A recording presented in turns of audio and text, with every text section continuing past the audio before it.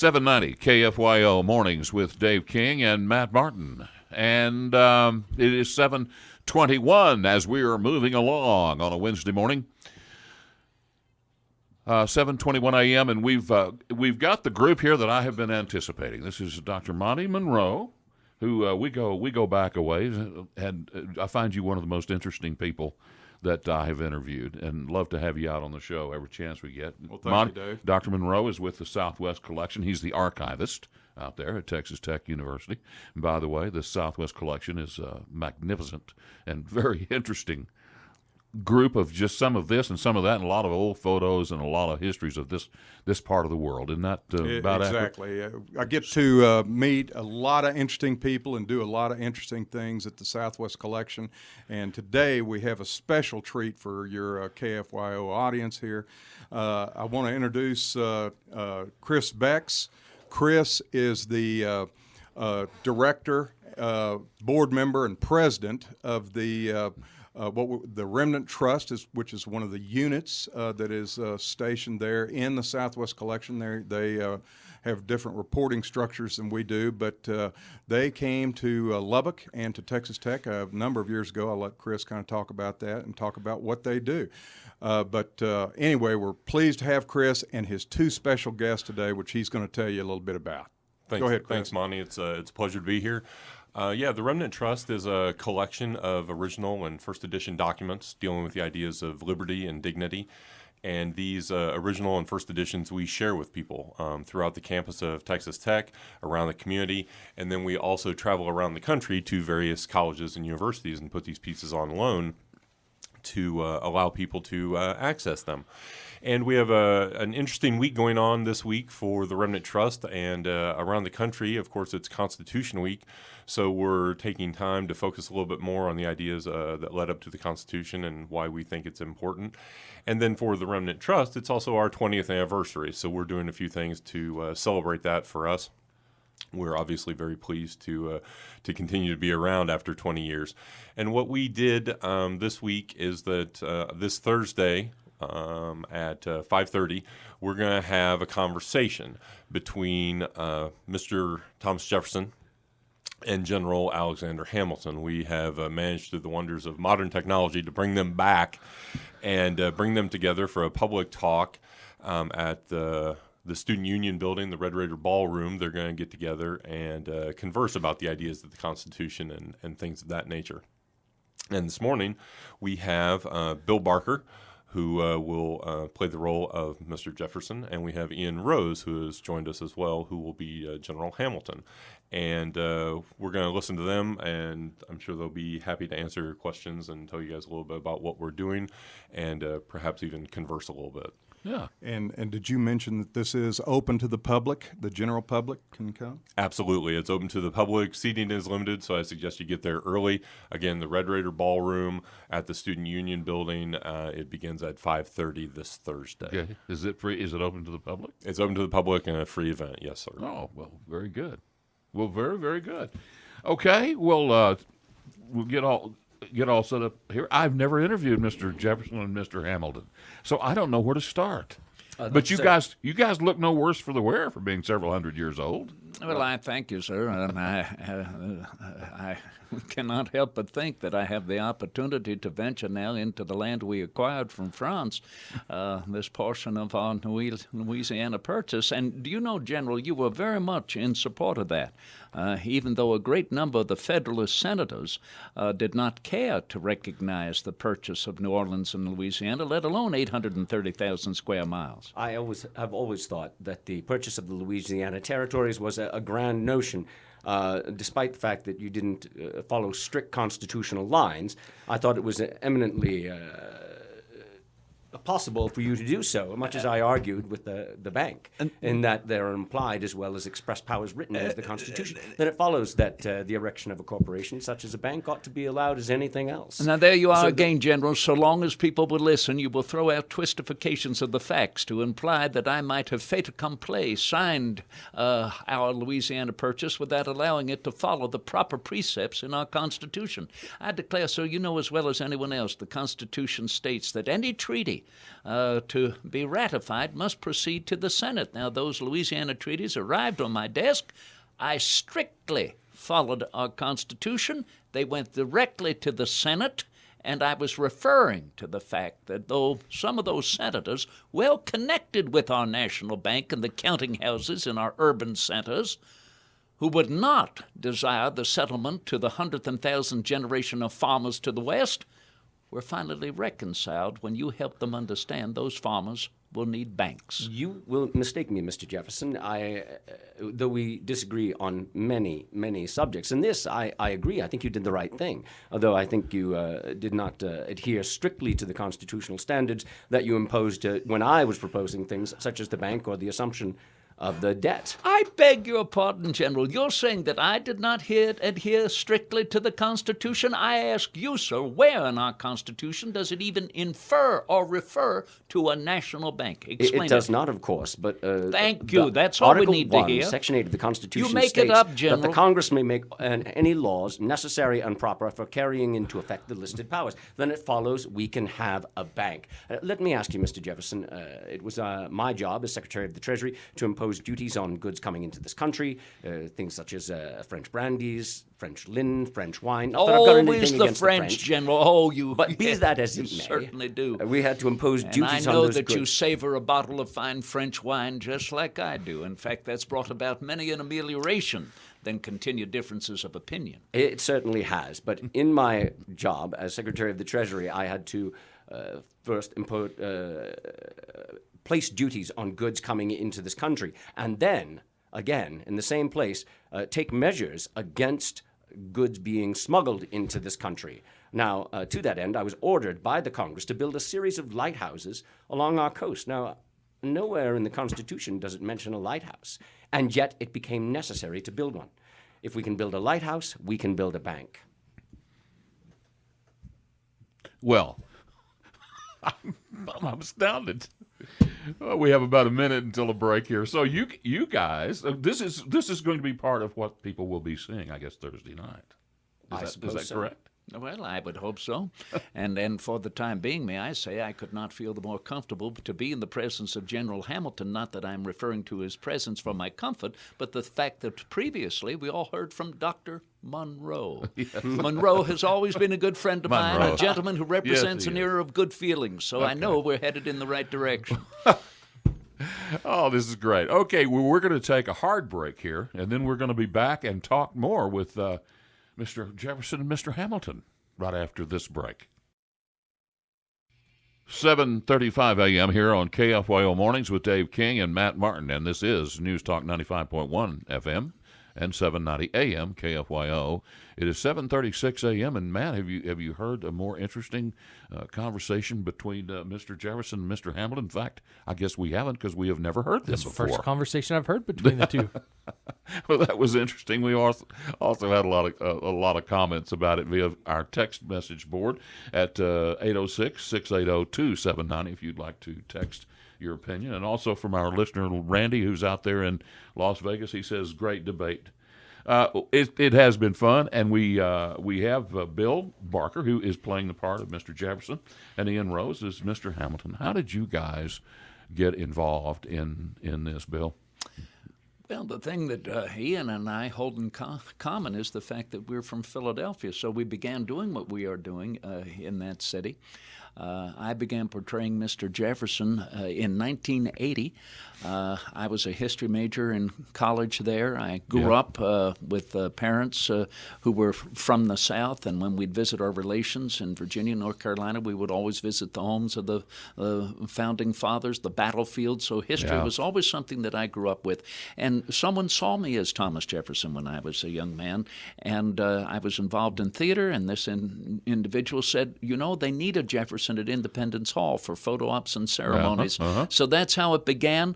And the minute I walked into Independence Hall, I realized the responsibility on my shoulders to get this history right, to get the facts right. And I've never looked back. I've been at it now for 35 years, and I have been with the Colonial Williamsburg Foundation as Mr. Jefferson there for the last 25 years. That's fantastic. I was fortunate enough just a few years ago to get to make my first trip to Philadelphia, and it is for those who haven't been, it is quite it's I don't know what the word is. It's just overcome with emotion when you realize what all went on there. How many years ago has it been? Back in the 1770s, 60s, and 70s. It's really an amazing place. And the Liberty Bell. And we also took the little trip up to Gettysburg, too. And that was quite historic. Well, Ian Rose, the part of Hamilton? Yeah, well, Bill and I have something else in common. We both worked with a gentleman in Philadelphia, Bill Summerfield, who was, at the time, famous for playing George Washington round the globe, actually. And he tapped me for it. He came to me and said, I want you to play Hamilton. And I said, I didn't know too much about Hamilton at the time. And he said, you look like him. And I said, really? And he said, yes, you look like him. But more important, you have the temperament. And again, I didn't really know too much about Hamilton. Now how do they know the temperament of Mr. Hamilton? Well, Mr. Hamilton, how did a friend of mine put it? He did not suffer fools gladly. And as soon as I started reading about Hamilton, I could see it was a fit. And then, you start reading and reading, and the reading never, ever stops, right, Bill? You just keep at it, and I've come to a place where Bill is now, whereas I'm not just reading things that Hamilton wrote, I'm reading the things that Hamilton read, which is it continually feeds what it is. But I think one of the things we both walk away with is we sometimes have a notion in this country that these guys all agreed and they magically came up with the Constitution and the Declaration of Independence. And of course, it wasn't that way at all. There were disagreements all along the way. They fought tooth and nail for what they believed in, just like we do today. Yeah, under conditions, no air conditioning. That's one thing. Exactly. In Philadelphia, that would make you grumpy, I'll tell you for sure. It sure would. Okay, well, tell us about the event Thursday night. Well, first off, tell us what can the audience expect to see? Well, the audience will see General Hamilton and Mr. Jefferson in persona right there before them. We're the same height, weight, coloring. We are the same age Clothes? as these gentlemen. Yes, absolutely, with the costumes appropriate to the period. And we're the same age as they were at this particular time of their life when they were arguing and debating what we will be talking about. But as Ian said, our purpose is also to help the public understand what books they were reading and understood and used as foundations of facts to their arguments and debates. And that's where the Remnant Trust comes in helping to support and provide this opportunity, because they are the harbingers of what Mr. Jefferson referred to as the elementary books of public right. These are the classics of the ancient authors, let alone the modern authors, Locke, Newton, and Bacon, that were the whole essence of what provided essentially the philosophy and the founding principles of our nation. We're the first nation in the history of man founded on principle, not on monarchy, not on nobility, royalty, aristocracy, landed gentry, principles of self-government. And a great nation it is. Amen. So now, what then can people? The event is Thursday night at the Texas Tech, out at the Student Union. But it's the what is the theater? The Red Raider Ballroom. The Red Raider Ballroom out at the Student Union building on the Tech camp. I can't talk. Yeah. Matt, help me here. Yes, on the Tech campus. Thank you. On the Texas Tech campus. We all know where that is. And y'all are going to be at Coronado tomorrow, Coronado High School. Coronado's tomorrow, that's right. That's right. Looking very much forward to engaging the students in our arguments and debate. I'm sure they're already primed in their own arguments and debate. Okay. And so y'all said something. Are y'all taking questions from people in character? Of course.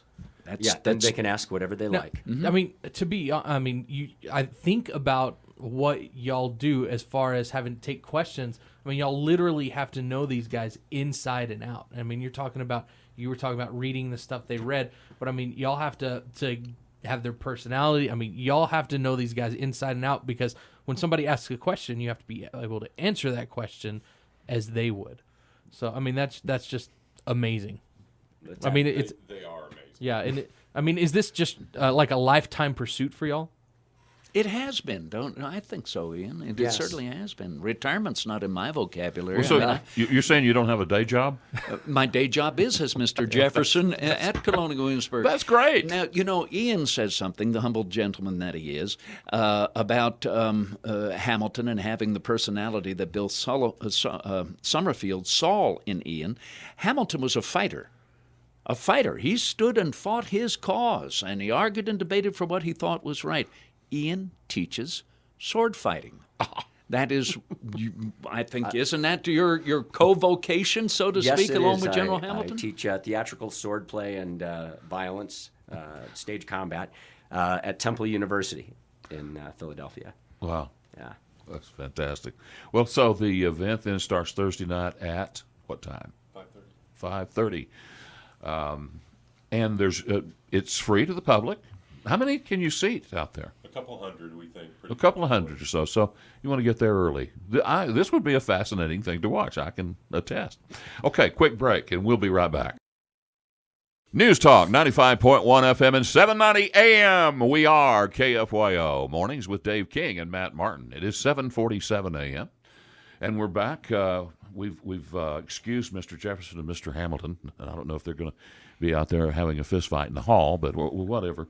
Well, Dr. Monte, I think you've done well getting these guys to come in, and Chris Becks with the president of the Remnant Trust. That was very entertaining, and I look forward to the event Thursday night. Well, I have to tell you, Dave, there are so many interesting things that happen on the university campus at Texas Tech, but this is just one of them. And in the Southwest Collection, we have people from generals to, or if you're talking about the Vietnam Center and Archive, you will have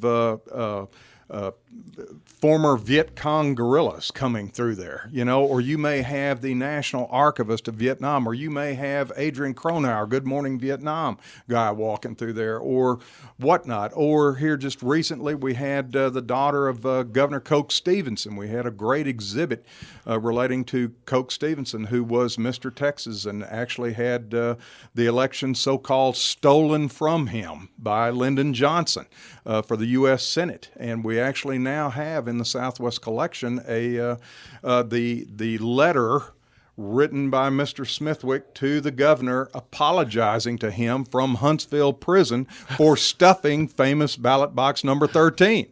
Can I come see that out at your place? You can see those types of things. Tell me where to find you. Well, we're on the Texas Tech campus right by the main library and very close to the university student union building there. It is a kind of a long, snaky building. It's open to the general public. We have researchers and students and people like that all the now, time. If I'm not mistaken, I know I went online and downloaded some pictures for a commercial that I did for a client who goes back to about the 1900 nothing. Right. And I downloaded some pictures, had to pay for them, but they weren't very expensive. Well, we're not a for-profit institution because we're a state entity. However, we have to cover our costs. Sure, we have 10 faculty members in the building and a bunch of others. I was just making the point that, for commercial use, they can download old pictures. Right. I say old pictures. They can download a lot of photographs that relate to Lubbock and use those commercially for a fee. Right. Or they can come in and look at those. Right. Those And photos. we have a lot of people that come in there and do it. Increasingly, archives to reach out to the general public, because a lot of people are skittish about coming in. They are digitizing things and putting them online. We have now, I believe we have over 175,000 issues of regional newspapers online now, Wow. for instance. We just Digitized online. People can go to our DSpace portal, just type in Southwest Collection, or say you're looking for the Plainview Herald or something like that. It will pop up. And you can go search Southwest Collection. You can go search a them. date back in You can 1952 or something. Right there on your computer screen. We Fantastic. have wonderful historical maps. We just had a group of geography students that I gave a tour to on Monday, because we have the historic Cornelli Globe in our building, which dates back to the time of the late 1600s. It was originally in the court of Louis XIV of France. It wound up in William Randolph Hearst's collection. Then to the Moody family down in Galveston. Texas Tech bought it as the 1 millionth accession into the library. It is a snapshot of cartographic history from the late 1600s. What's unique about it is that it shows the Mississippi River coming out at around modern day Corpus Christi, where we just had Hurricane Harvey going through there. Missed that a bit. Instead of, you can see Lake Pontchartrain where it should be coming out down there by, in the arc of the Gulf of Mexico at modern day New Orleans. But what's unique about that is that many historians have thought over time that LaSalle, when he descended the Mississippi River and then went back and convinced Louis to drive a French wedge in Spanish colonial Texas, that LaSalle was blown off course. His fleet was by a hurricane, and realistically, he may have informed Father Cornelli, who created this globe and other accompanying maps.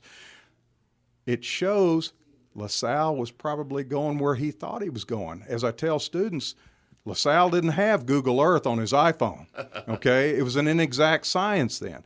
And so when he established Fort St. Louis in the area around Garcetus Creek off of Matagorda Bay there, close to where modern-day Corpus Christi is, he was going where he thought he was going, okay? He just didn't have the right cartographic information at that time. Well, there's just a tremendous amount of interesting things to see at the Southwest Collection. It's overwhelming. One of the things that we're working on right now, I'm working with Audrey McCool, the mother of Willie McCool, one of our local heroes, of course, the pilot of the Space Shuttle Columbia that disintegrated, and also working with Evelyn Husband, the widow of Commander Rick Husband, who was the commander of the Space Shuttle Columbia. We hold Rick's papers and some of Willie's materials. We are collecting all kinds of NASA-related stuff. We're working with the Aerospace and NASA Medical Association, bringing in some of their records. And but we are going to, on February the 1st, will be the 15th anniversary of that disaster. And so we'll have a big exhibit out at the Silent Wings Museum. I'm glad to get to talk to you briefly about the Southwest Collection, of which you are the archivist. But let's talk to Chris Dexter. We only have a minute or two to just remind us what we're here specifically talking about today. The event. Again, this is Constitution Week, and we're also celebrating the 20th anniversary of the Remnant Trust. And we have an event this Thursday at the Red Raider Ballroom at the Student Union Building on Texas Tech's campus. And it's free and open to the public, and you can come out and listen to a conversation between Thomas Jefferson and Alexander Hamilton. And they'll be discussing things like the Constitution and things that may have influenced Mr. Jefferson and Mr. Hamilton. And then they will be taking questions at the end of their presentation as well. And for all you members of the Downtown Rotary Club, you need to be there today because General Hamilton and President Jefferson will be there to regale you. Fantastic. Guys, we thank you so much for coming out, and good luck with your event Thursday. And Dr. Monte, we will see you back here hopefully in the next month or so. We'll try and be here, Dave, anytime you want us. Talk about Lubbock history. We'll bring up Dr. Paul Carlson. Wonderful. Talk about local history. Thank you so much for coming this morning. All right. We'll Thank be back. you, Matt. Thank you, Dave. Thank you all very much.